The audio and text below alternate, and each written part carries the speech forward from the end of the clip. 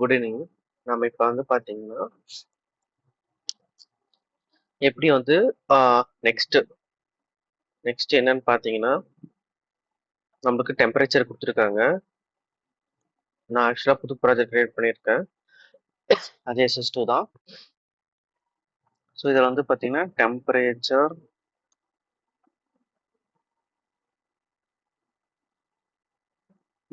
Monitoring name கொடுத்துட்றேன். கொடுத்துட்டு next ISP சாஃப்ட்ல போயிட்டு டிரைவர் வந்து ஸ்டாப்ல இருக்கு.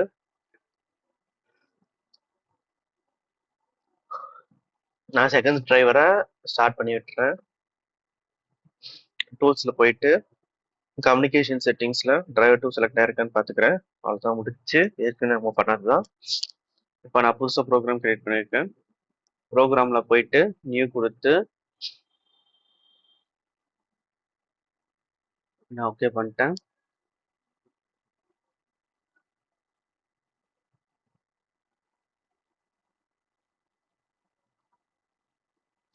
ஸோ இங்கே என்ன சொல்லியிருக்காங்கன்னா task one design a ladder diagram to monitor the temperature in which a sensor input, implement a control to activate the cooling system when the temperature exceeds a set point, use the analog input for continuous measurement, set up an alarm when the temperature exceeds the safety limit,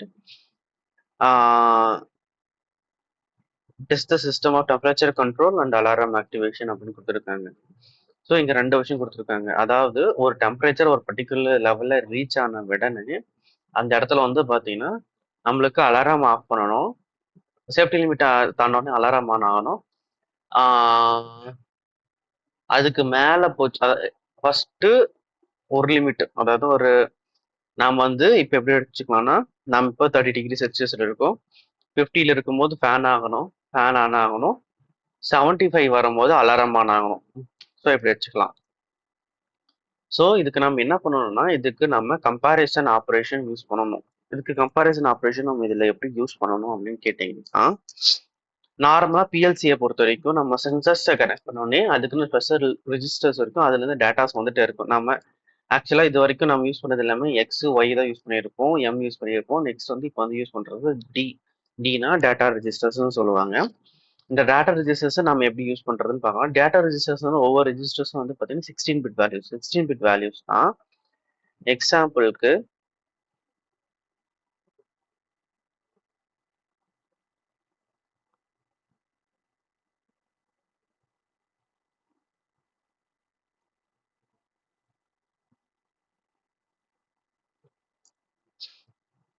அதோட value maximum value 65536 இதுக்கு வரைக்கும் மட்டும்தான் போகும், அதுக்கு மேலே போகாது.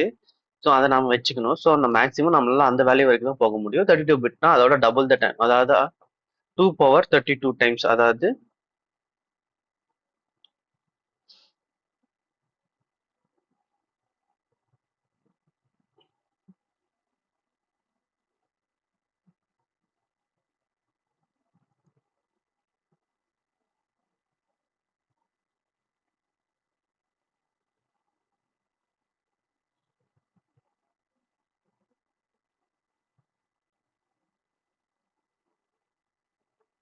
So நம்மளால 2 power 32 times வரைக்கும் போக முடியும்.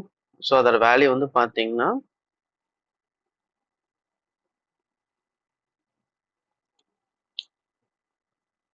இவ்வளோ வேல்யூஸ் பண்ணலாம். ஸோ ஃபர்ஸ்ட் இதை எக்ஸ்பிளைன் பண்ணிருங்க. நாம இதுல D0 அப்படின்றது ஒவ்வொரு ரெஜிஸ்டர்ஸும் வந்து பார்த்தீங்கன்னா ஒவ்வொரு பிட்ன்ற அர்த்தம். ஸோ நம்ம இது இருக்கு. இப்போ நம்ம என்ன பண்ணலாம்னா ஃபர்ஸ்ட் இங்க நம்ம மெயினாக யூஸ் பண்றது வந்து பார்த்தீங்கன்னா கம்பேரிசன் ரெஜிஸ்டர்ஸ். ஸோ கம்பேரிசன் ரெஜிஸ்டர்ஸ்ன்றது என்னன்னு பார்த்தீங்கன்னா இதில் நீங்கள் அப்படியே டபுள் கிளிக் பண்ணீங்கன்னா கொடுத்துட்டு ஓகே கொடுத்தீங்கன்னா அந்த 3 டாட் இருக்கு இல்லைங்களா, அதை கிளிக் பண்ணீங்கன்னா இந்த இடத்துல contact type comparison, contact logic type comparison அந்த மாதிரி நிறைய வரும். இதில் வந்து நான் பார்த்தீங்கன்னா கான்டாக்ட் டைப் கம்பேரிசன் எடுத்துக்கிறேன்.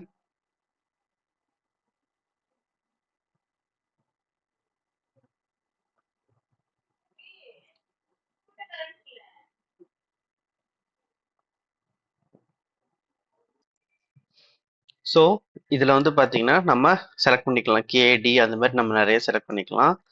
நான் இந்த இடத்துல வந்து பார்த்தீங்கன்னா ஃபர்ஸ்ட் இதை வந்து டின்னு செலக்ட் பண்ணிக்கிறேன். செகண்ட் இதை வந்து பார்த்தீங்கன்னா கேன்னு செலக்ட் பண்ணிக்கிறேன். ஸோ இதில் நிறைய டைப்ஸ் இருக்கு. ஸோ இப்போ நான் வந்து பார்த்தீங்கன்னா டி. இப்போ டியில் வந்து பார்த்தீங்கன்னா எனக்கு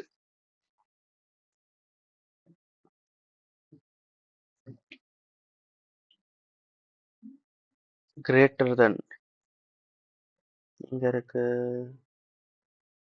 நான் இப்போ இதை செலக்ட் பண்ணிக்கிறேன். L D greater than or equal to அப்படின்ற இதை நான் செலக்ட் பண்ணிடுறேன். செலக்ட் பண்ணிட்டு ஒன்று வந்து பார்த்தீங்கன்னா டியாகவும் இன்னொன்று வந்து கேவாகவும் வச்சுக்கிறேன். கேஆவும் வச்சுட்டு இப்போ நான் ஓகே கொடுத்தேன்னா இந்த இடத்துல நம்மளுக்கு ஒன்று ஆன் ஆயிருக்கு, ஓப்பன் ஆயிருக்கு. ஸோ இந்த இடத்துல 0ன்னு இருக்கு. இந்த இடத்துல நான் 15 வச்சுக்கிறேன். ஸோ இந்த value is greater than or equal to 50. 50க்கு ஈக்குவலாக இல்லை 50யோட அதிகமாக வந்துச்சுன்னா இந்த கான்டாக்ட் ஆன் ஆகும். ஸோ இந்த இடத்துல நான் என்ன பண்ணுறேன், அவுட். இது வந்து பார்த்தீங்கன்னா ஃபேனுக்குன்னு வச்சுக்கோங்களேன். ஸோ ஃபேனுன்றதுனால நான் Y0 வந்து Y0வை ஃபேனாக வச்சுக்கிறேன். நெக்ஸ்ட்டு அதே அது 75க்கு மேலே போச்சுன்னா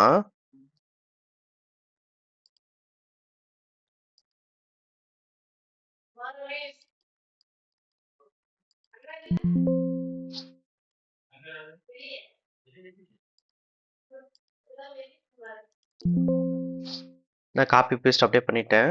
இங்கே L D greater than equal to D0 இது 15 கொடுத்துட்டேன்.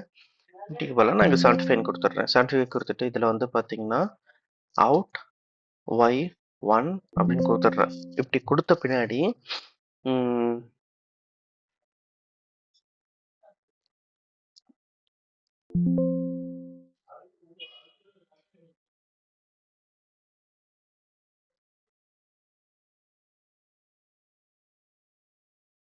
கம்பைல் பண்ணி ரன் பண்ணுறேன்.